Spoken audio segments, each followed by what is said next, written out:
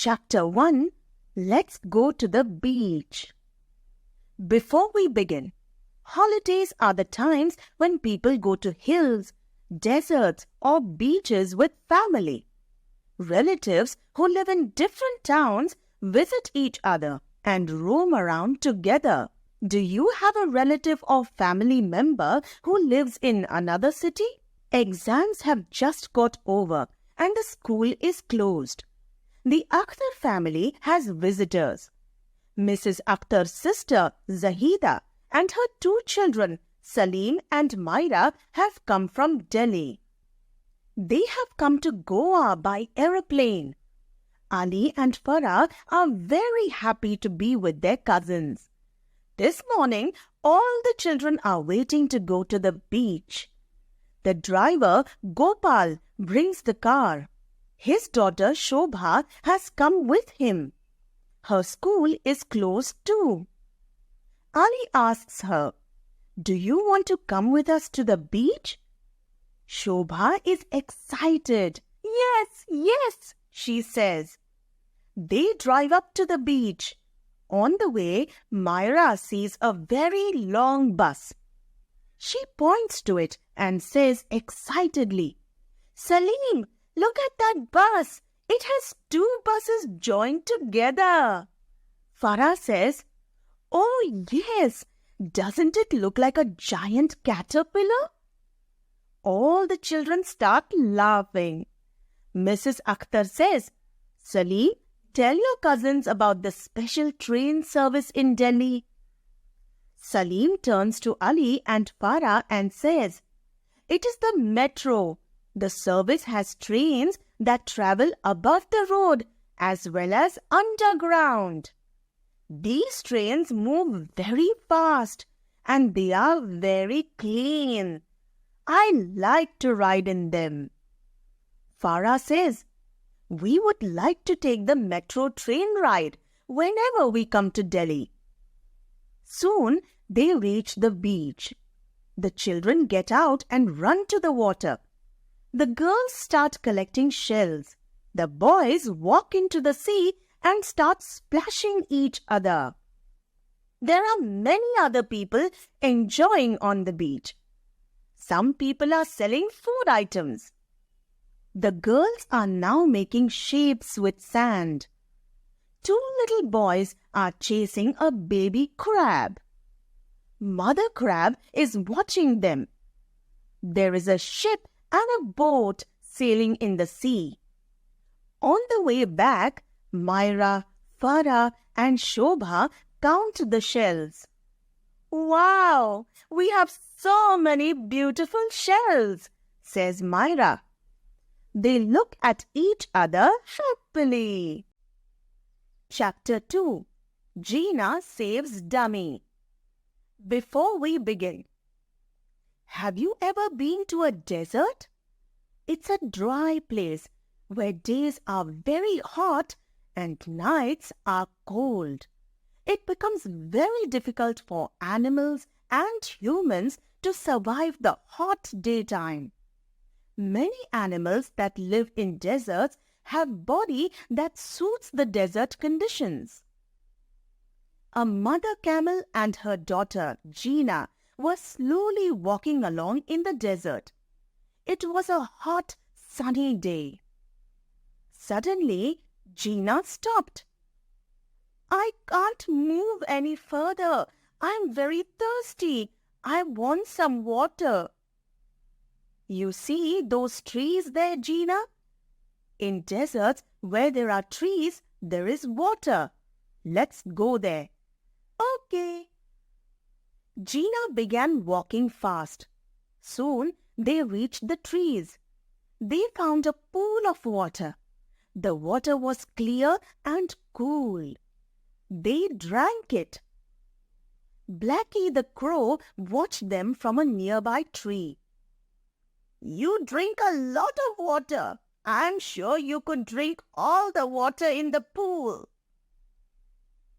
"No, we can't. But you are right. We can drink a lot of water. We store water in our body. We use it when we don't find water anywhere. We last drank water 5 days ago. 5 days! Mother Camel sat down in the shade of the trees while Gina went to look around the cool place. The other animals found Gina walking alone and started laughing at her. What's that big hump on your back? Ha ha ha, you look so funny. Look at those long legs and those flat feet. Poor Gina felt very hurt and started crying. Gina ran to her mother. She told her everything. Don't cry, dear. They laughed at you because they don't know how special we are. We store fat in the hump. When we get nothing to eat, this fat helps us sustain. And with our long legs, we can walk fast. If our feet were not round and flat, they would sink deep into the sand. Gina stopped crying. She was very happy now. The next day, Gina saw a fig tree. She lifted her head, pulled down a few figs and ate them. So tasty! The other animals also wanted to eat the figs, but the branches were too high. Wait, I'll get some for us. I can climb anything. Dummy the goat climbed the tree and stretched his neck to reach a branch. He stretched and stretched, and with a splash, Dummy fell into the pond. Help! Help! Other animals were too small to reach him. Gina quickly got into the pool. Dummy climbed onto her back. Gina carried him safely till he was outside the pond. Thank you for saving my life. I am sorry I made fun of you. Let's be friends. Come and play with us. And from that day, they all became good friends. Poem.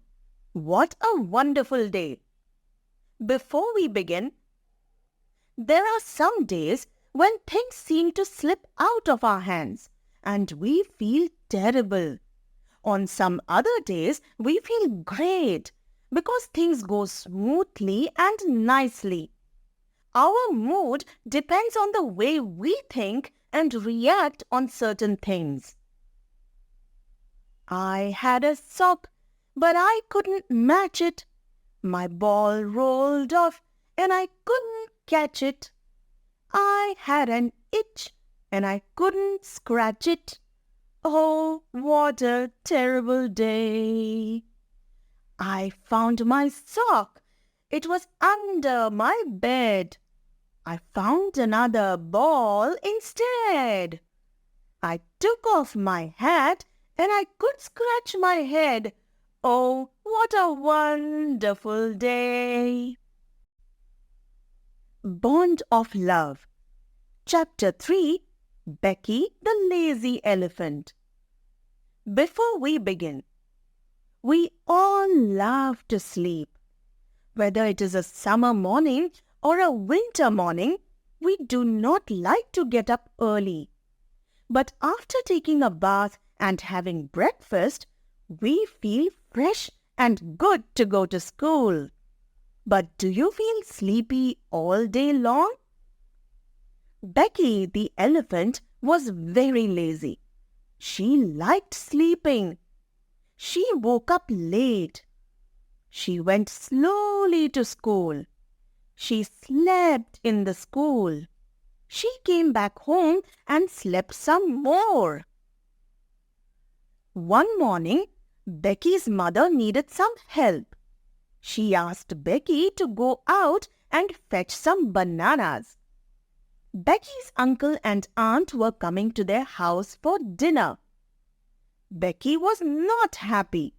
She had to wake up early in the morning. She went to the forest in search of bananas. She got some bananas soon.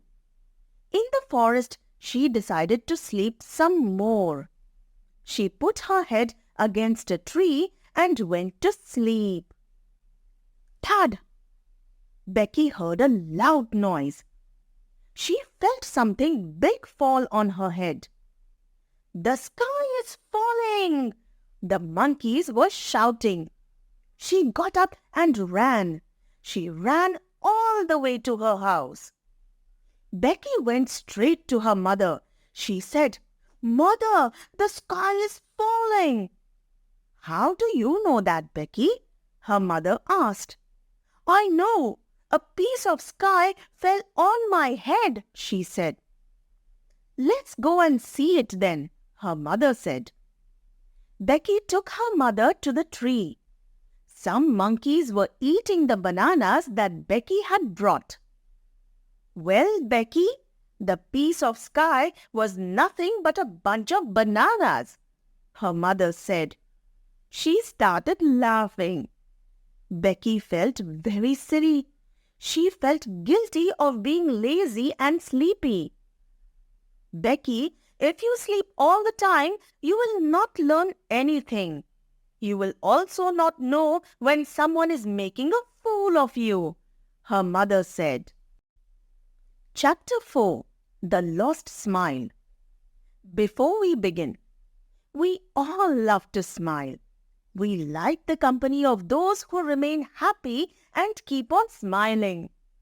Do you smile always or just occasionally? What are those things that make you smile? Simba was a tiger cub. He looked sad. He had lost his smile. He did a huge stretch and set off to find his smile. First, he crept under some bushes. He found a shiny red beetle, but he could not see his smile. Then he climbed to the top of a tree. He found the birds chirping, but he could not find his smile. He climbed a high mountain. There was a lot of snow and the air was very cold. He swam to the bottom of the river and splished and splashed with many tiny shiny fish. He walked through the desert in the hot sun. He could not find his smile anywhere. Simba walked further and further through the sand until it started to rain. He danced and raced as raindrops jumped and flew. He splashed through the puddles, bigger and deeper. In a puddle, he saw there under his nose his smile. He did not have to swim with the fish or dance in the puddles or climb the mountain or cross the desert to find his smile. It was always with him. Simba smiled all through his way back home. Poem. The Silent Bunny. Before we begin, people keep parrots, cats and dogs as pets. These animals can speak in their language to express their feelings, and we get to know when they are sad, happy or hungry. But not all animals speak. Such animals seem to live in a world of their own. Do you have any pet? We brought him home, I was so pleased. We brought him home, I was so pleased. We made a rabbit hutch. We made a rabbit hutch. I gave him oats, I talked to him. I gave him oats, I talked to him. I love him very much. I love him very much. Now when I talk to Rover Dog, now when I talk to Rover Dog, he answers me bow wow. He answers me bow wow. And when I talk to Pussycat, and when I talk to Pussycat, she purrs and says meow. She purrs and says meow. But Barney never says a word, just twinkles with his nose. But Barney never says a word, just twinkles with his nose. And what that rabbit thinks about, and what that rabbit thinks about, why no one ever knows, why no one ever knows. My mother says the fairies must, my mother says the fairies must have put on him a spell, have put on him a spell. They told him all their secrets then. They told him all their secrets then. They whispered, pray don't tell. They whispered, pray don't tell. So Barney sits there looking wise. So Barney sits there looking wise, and twinkling with his nose, and twinkling with his nose. And never, never, never tells, and never, never, never tells a single thing he knows, a single thing he knows. Animals around us. Chapter 5, Animals and the Baby. Before we begin, there are so many species of living beings that live on the earth. All the living beings show some level of intelligence to survive. Do you know which living being is the most intelligent on earth? Read the story to find it out. Sneha, Meghna and Sharad are kids. They are sitting on the rug at Uncle Shyam's feet. He started telling them a story. Sahu and his wife lived next to a forest. They had a baby boy. One day, Sahu and his wife went to the forest to get some firewood. They put the baby down on the soft grass under a tree. When they were busy, Mrs. Fox took the baby away. My cubs can play with this baby, she said. But Chimpu the monkey saw the baby and said, I want to play with the baby. Mr. Fatty the elephant said, I want to play with the baby. Then all the other animals shouted, we want to play with the baby too. Fluffy the bear was afraid his parents will find us and punish us. Mrs. Fox said, Sahu cannot find us. So whoever answers my questions correctly can play with the baby. Chimpu, your turn first. Who can run faster than I can? Chimpu said, I can. Wrong. Mr. Cheetah can run faster than I can. Mr. Fatty, who is bigger than you? I think Mrs. Rhino is bigger than I am. Wrong. You are bigger than all of us. Just then, Sahu and his wife found them. They were very angry. The animals were afraid and rushed to hide behind the trees. Mrs. Fox quickly put the baby on the ground. Sahu saw Mrs. Fox and told her, Mrs. Fox, see, I am smarter than you and I am stronger than all the animals.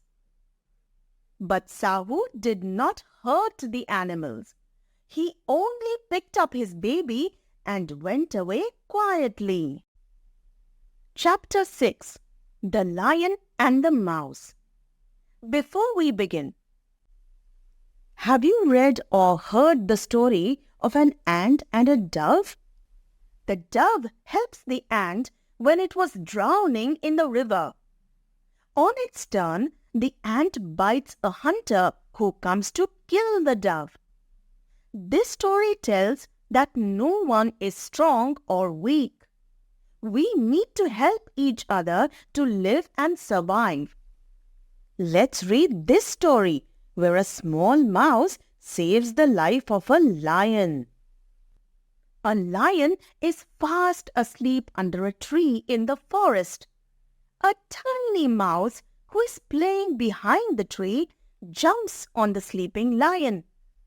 The lion wakes up and catches hold of the mouse. The lion says, "You silly little animal, how dare you disturb my sleep?" The mouse is afraid and starts trembling. The mouse says, "Mr. Lion, I did not mean to wake you up. I am very sorry."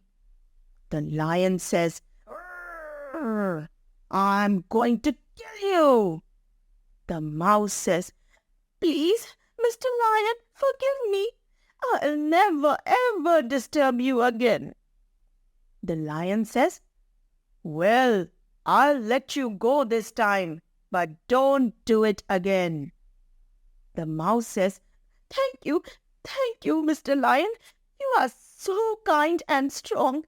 I will help you one day."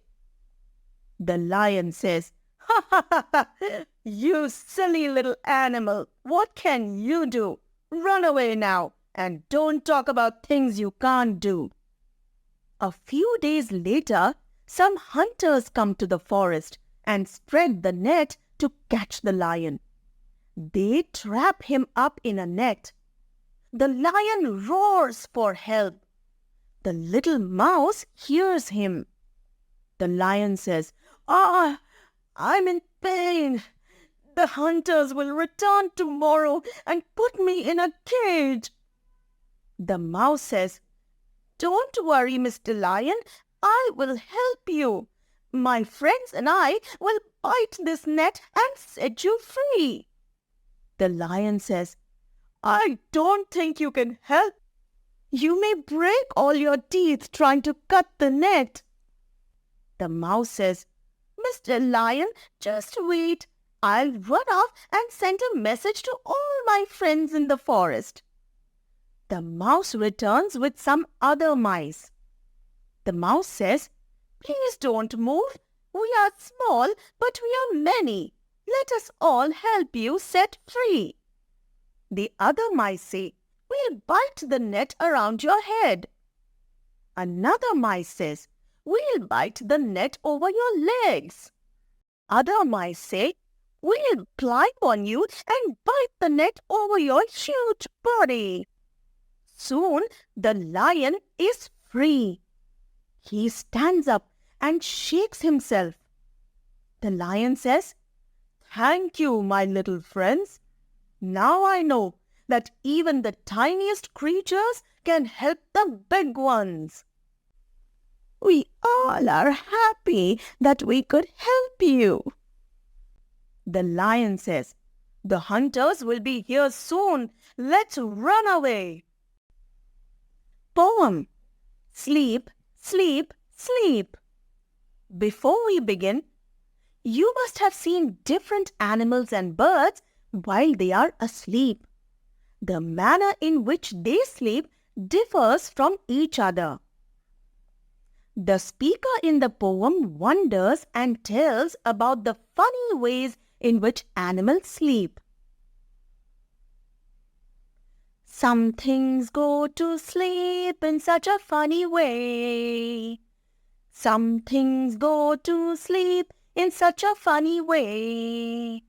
Little birds stand on one leg and tuck their heads away. Little birds stand on one leg and tuck their heads away. Chickens do the same, standing on their perch. Chickens do the same, standing on their perch. Little mice lie soft and still, as if they were in a church. Little mice lie soft and still, as if they were in a church. Kittens curl up close in such a funny ball. Kittens curl up close in such a funny ball. Horses hang their sleepy heads and stand still in a stall. Horses hang their sleepy heads and stand still in a stall. Sometimes dogs stretch out or curl up in a heap. Sometimes dogs stretch out or curl up in a heap. Cows lie down upon their sides when they would go to sleep. Cows lie down upon their sides when they would go to sleep. But little babies dear are snugly tucked in beds. But little babies dear are snugly tucked in beds. Warm with blankets all so soft and pillows for their heads. Warm with blankets all so soft and pillows for their heads. Art and Culture. Chapter 7. The Singing Cuckoo. Before we begin, of all the animals and birds, there are some which look very beautiful and sing sweetly. Whenever we see such creatures, we feel like touching, holding, and hearing them. But it would be inappropriate to keep them caged or locked just because we don't want to lose them. Once upon a time, there lived a rich king named Dhanraj. He had many beautiful things in his palace. He had precious jewels, vases, paintings, dresses, and carpets. When he spotted something new, he would take it to his palace. But King Dhanraj was not happy. He felt tired, bored, and sad. He wanted some entertainment in life. One day, the king heard a beautiful song. He closed his eyes and listened. It was a song about sunshine, a flowing river, a gentle breeze. For the first time in his life, the king felt very happy. "Who is singing that song?" the king asked his helpers. "Bring him to me. I want him to stay in my palace. I want him to sing for me every day." The king's helpers searched everywhere. They could not find the singer. At last, they asked a young boy, "Who is singing that song?" "It's the cuckoo," the boy replied. "Look up, there he is. He's flying high in the sky." The helpers looked up. "Catch him," they shouted. "Take him to the king." "No, no," the boy cried. "Please don't take him. Let him fly free in the sky." But the king's helpers did not listen to the boy. They watched and waited. Soon the cuckoo flew down. He was now sitting on a low branch of a tree. The helpers caught the bird from behind and took him to the palace. "Here is the singer," they said. "What?" the king cried. "This is just a small black bird. He cannot sing such a beautiful song." "Put him into that golden cage," he said. "We'll listen to him." The cuckoo felt miserable. He did not like being caught in a cage. The king waited and waited, but the cuckoo did not sing. "You fools!" the king shouted at his helpers. "This isn't the singer. Put this bird outside." The cuckoo flew away and started to sing again. The young boy looked up and smiled. I think I am the fool, the king thought. He closed his eyes and listened to the song. Chapter 8. King Bruce and the Spider. Before we begin, the old adage, try and try again until you succeed, still holds true to this day.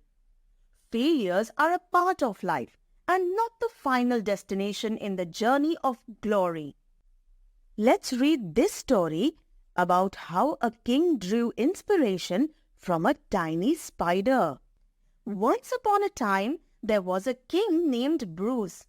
He had fought many battles and won. He was a wise, brave, and kind ruler. People were very happy in his kingdom. Once, another king attacked King Bruce's country. The king lost the battle. After that, he fought many battles to regain his kingdom, but he failed every time. In the last of those battles, he was defeated badly. Many of his soldiers were killed, and others ran away to save their lives. The king himself had to hide in a cave. He was very sad and worried. Inside the cave, he saw a spider going up the wall. It climbed a little but slipped and fell down. It tried again and fell again. The king thought, this little spider is trying so hard to move up, but will it succeed? The spider did not give up. It kept on trying and still kept falling. This happened many times. At last, it succeeded. The king said to himself, if this tiny creature can succeed in climbing the wall by trying again and again, why can't I defeat my enemies? The king got his confidence back. He united his soldiers once again and attacked the enemy king. The battle continued for many days, and he finally defeated his enemy. The moral of the story is, try until you succeed. Poem, Bring My Boats Ashore. Before we begin, children often make boats and aeroplanes from paper. When we place our paper boats on running water or fly our paper planes, do we wonder where they will go? How would you feel if someone brings them back to you? Dark brown is the river, golden is the sand. Dark brown is the river, golden is the sand. It flows along forever with trees on either hand. It flows along forever with trees on either hand. Green leaves are floating, castles of the foam. Green leaves are floating, castles of the foam. Boats of mine are boating, when will all come home? Boats of mine are boating, when will all come home? On goes the river, and out past the mill. On goes the river, and out past the mill. Away down the valley, away down the hill. Away down the valley, away down the hill. Away down the river, 100 miles or more. Away down the river, 100 miles or more. Other little children shall bring my boats ashore. Other little children shall bring my boats ashore. Fantasy. Chapter 9. Magic Cooking Pot. Before we begin, people, whether they are rich or poor, have to earn money to buy necessary things such as food. What happens when the earning family member gets sick? Read the story of a girl whose mother falls ill and she gets a magic pot which cooks anything they want. Sasha lived with her mother in a small village. Her mother earned money by selling palm tree brushes in the market. They could not earn much. One day, Sasha's mother fell very ill. She could not go to sell brushes. There was nothing at home to eat. Sasha went out to gather jackfruit for them to eat. As she bent down to pick a nice and ripe jackfruit, someone said to her, "Why are you picking the jackfruit?" She looked up into the kind face of an old woman. "We have nothing to eat at home, madam," Sasha replied. "Oh, let me give you something." She pulled out a small cooking pot from her basket. "This is a magic cooking pot. Just say, 'Cook nice food, little pot,' and it will cook food for you. To stop it from cooking, just say, 'Stop, little pot, stop.'" The old woman told her. "Thank you," Sasha replied and ran home with the magic pot. "Cook nice porridge, little pot," she said, and the pot cooked delicious porridge. "Stop, little pot, stop," Sasha said, and it stopped cooking. Sasha and her mother ate the porridge. After this, they had nice food every day, and her mother soon got well. They were very happy. One day, Sasha was out with her friends. Her mother wanted to eat some porridge. She said, "Cook nice porridge, little pot." Soon it started cooking. The smell of porridge filled the room. Her mother ate the delicious porridge till she was full. She wanted the pot to stop, but she could not remember the exact words. The pot went on cooking. The porridge spilled over the floor and flowed into the street. Sasha saw the porridge in the street and understood everything. She ran home and said, "Stop, little pot, stop." The pot stopped cooking. Sasha taught her mother the magic words that made the pot stop cooking. Poem: Sleep, sleep, sleep. Before we begin, you must have seen different animals and birds while they are asleep. The manner in which they sleep differs from each other. The speaker in the poem wonders and tells about the funny ways in which animals sleep. Some things go to sleep in such a funny way. Some things go to sleep in such a funny way. Little birds stand on one leg and tuck their heads away. Little birds stand on one leg and tuck their heads away. Chickens do the same, standing on their perch. Chickens do the same, standing on their perch. Little mice lie soft and still, as if they were in a church. Little mice lie soft and still, as if they were in a church. Kittens curl up close in such a funny ball. Kittens curl up close in such a funny ball. Horses hang their sleepy heads and stand still in a stall. Horses hang their sleepy heads and stand still in a stall. Sometimes dogs stretch out or curl up in a heap. Sometimes dogs stretch out or curl up in a heap. Cows lie down upon their sides when they would go to sleep. Cows lie down upon their sides when they would go to sleep. But little babies dear are snugly tucked in beds. But little babies dear are snugly tucked in beds.